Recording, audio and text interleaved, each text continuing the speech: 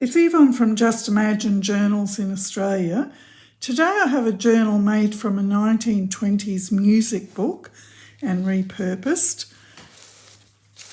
It's made for a friend and I've used a lot of embossing throughout. This is a little secret cover and this is the book, Popular Songs and Duets from about the 1920s it was, and that's why I've got the two little children on the front. And then there's something for my friend, a personal note. And this book was owned by Una E. Wilhelm in Albany, Western Australia, and that's a place that's very dear to my friend Jenny, so I thought that I'd add some personalised touches, and this is the lost history of Una E. Wilhelm, according to me anyway. So I had fun with that. Some doilies for the covers, and the covers are scrapbook paper. I've used glassine paper to age the photo, so a music theme. And I've kept this pocket just turned down because I thought that had a rather natural look. This is a page from the original music book. And because these pages weren't standard size pages for the printer, just going to pop that down, I've used a number of cut down file folders as the base, and then I basically collaged or covered those pages. So that was a really fun size to work with for a change. Una was interested in writing, so fill your paper with the breathings of your heart, Wordsworth. She was also a little music envelope. She was also interested in travel, so there's a little quote to do with poetry from Wordsworth, and this is the Lake District where he grew up and went to school. So I imagined that this might have been a young William and in his grammar school uniform, and that this was actual furniture from the time that he was there, so perhaps he wrote at that desk. This is handmade paper with the leaves, so again echoing the Lake District.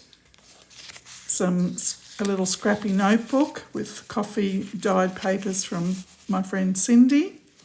And I've used a seam binding, so it's not it allows you to take the pages out if you want to add to them or to write in them more easily. This is textured from paper from Yvonne in the Netherlands.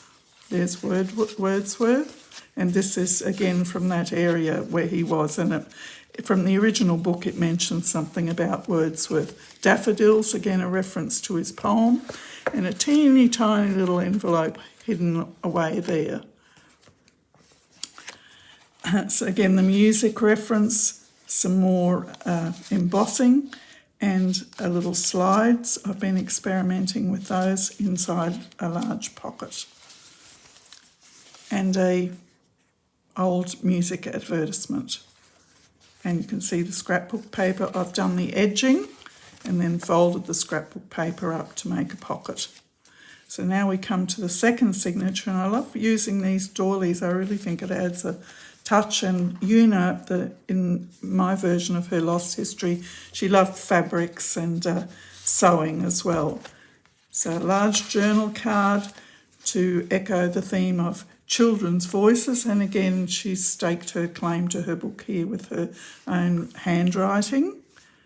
A mother and daughter, a little pocket. And then this is a 1930s autograph book from my own personal collection. Smile a while, and while you smile, another smiles, and soon there's miles and miles of smiles. And life's worthwhile because you smile. I loved the old autograph books. Some of you might still have yours as well.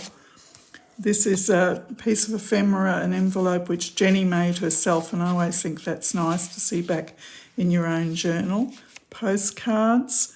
And this is a page from a 1920s children's book, When Granny Made a Dress, and I've been saving this page. When Granny in the 18-something, so we're talking about the 1800s. So I think that's rather special. And then a ruffle from Cindy again, and a lace swatch. Then this page here with the little tuck, little teeny tiny photograph album. This is a page from my husband's grandmother's own scrapbook, and it's with her own handwriting as well, so about 1925. And like Una, so in Una's scrapbook, she would have saved all sorts of famous people or social events. And this is Lilibet, the 1925 little article about her and how so Queen Elizabeth had bought an ashtray for her grandfather for his birthday. I don't think that'd probably make the papers now, but in those times. And again, another original reverse of that page, which I've added a few elements to. A letter, an original letter that Una may have received from a friend talking about tennis and with a photo. And then this, I've undone it, but it does up in a bow. Just a nice little journal spot with a beautiful image of a bird. Another pocket. And then here a lovely fashion image. And this whole sheet has been embossed, and that's just the width of my big shot, so I was able to put it through, and I'll just show you that. So you can use the Thinlet folders, or I like to use the 3D folders, the slim folders I mean, so that's not going to do the whole length, so you do that, and then you turn it around and meet up roughly where the other one left off. And it seems to, you don't seem to see a line. It's very effective. And then here again, the fashion fabric theme. And this is from my friend in Albany. And she gifted me this card, and I've aged it with glassine paper. This is a page about the area. And there was a farm there called Strawberry Hill, so a reference to that. Lots of blank journaling cards throughout with the embossing again. Another little journaling spot with this beautiful foiled paper. More embossing. And the end of the second signature. And there's Una staking her claim again. And these were some fun elements I made.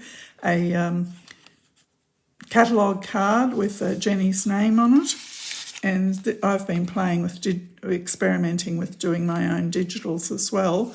And this was a bookshelf, and there you have a little kitty cat hiding away there, so I thought that was rather fun. So with the simple binding, which I think really works for this size. I loved working with this size. And Jenny, I hope you really enjoy this as much as I did making it for you. Thanks so much for watching. Bye.